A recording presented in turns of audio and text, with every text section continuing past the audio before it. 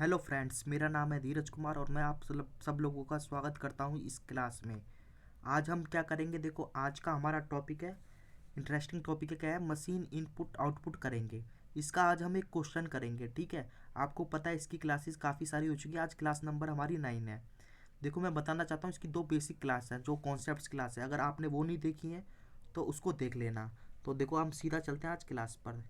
ये देखो logical reasoning की आपको क्लास मिल जाएंगी, आप यूट्यूब चैनल पे जाना, मेरे चैनल को सर्च करना और उसमें जाके प्लेलिस्ट में जाओगे तो लॉजिकल रीजनिंग के नाम से एक बना हुआ है फोल्डर, वहाँ पर मिल जाएंगी।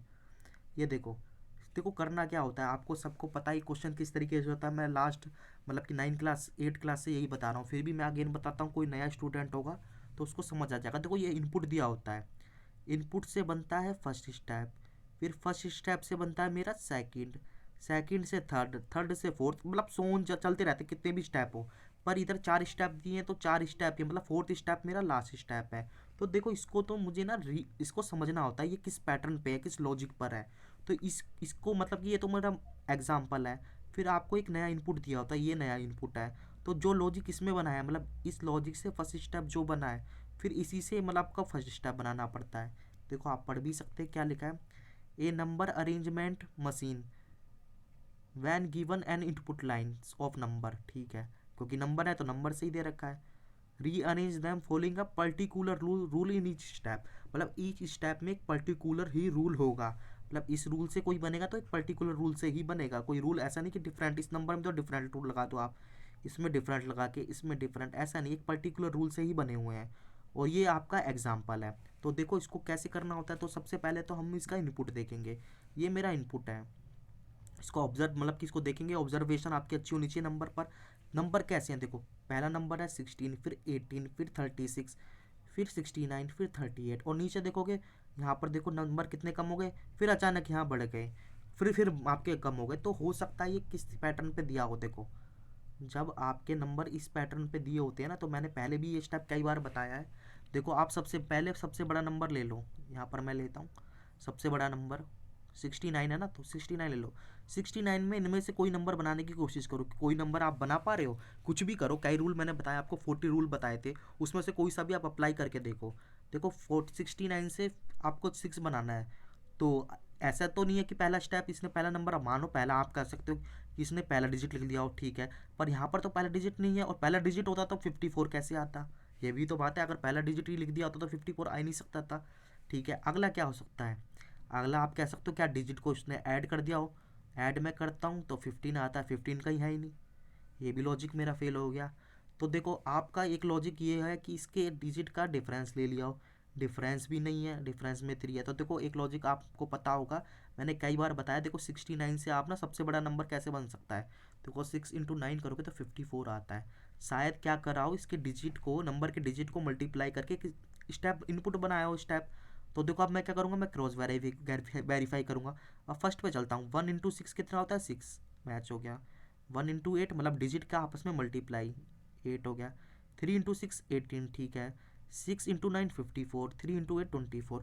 तो मतलब मुझे क्या पता चला कि इसने डिजिट है ना, डिजिट के मल्टीप्लाई करके नीचे, उसी के नीचे नंबर लिख दिए। तो अब मेरा ये पहला स्टेप बन गया।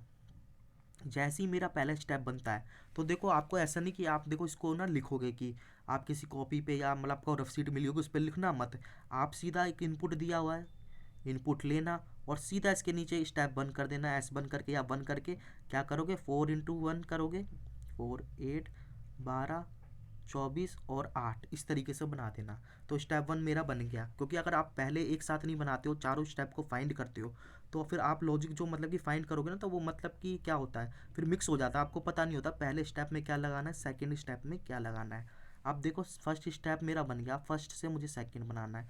तो अगेन नंबरों को देखो, आपने नंबरों को देखा, आप देखोगे ये नंबर हैं, ठीक है, और ये नंबर लगभग सारे आधे आधे हैं। जैसे ही आपके माइंड में आया नंबर आधे आधे हैं, तो कैसे हो सकता है, मल्टीप्लाई करके तो कभी आधा आएगा ही नहीं, तो हो सकता है ये नंबर डिवाइड कराओ।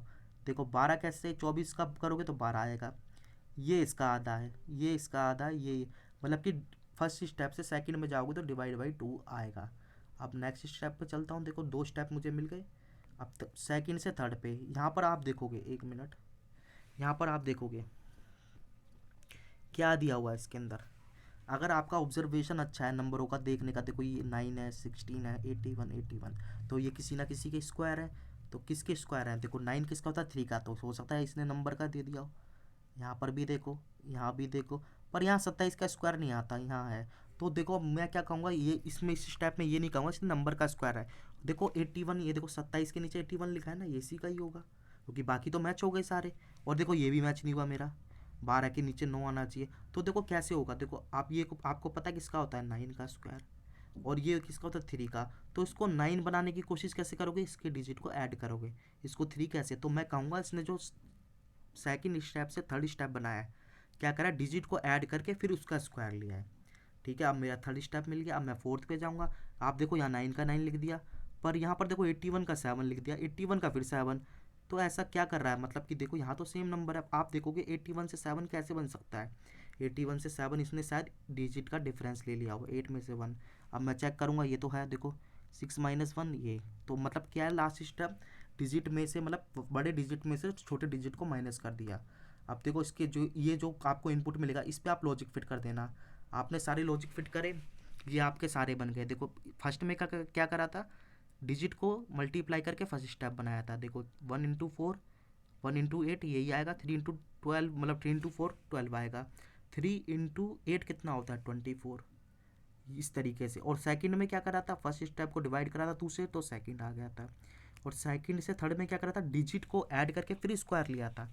इसमें एक डिजिट है तो आप एक ही का लोगे। यहाँ पर देखो 12 है, 12 में कितने डिजिट है? 1 और 2, इसका 3 का स्क्वायर 9 आएगा।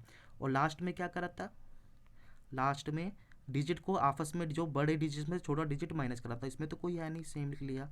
6 में से एक, ये देखो, ये देखो, ये। तो इस तरीके से ये आपके नंबर आ गए।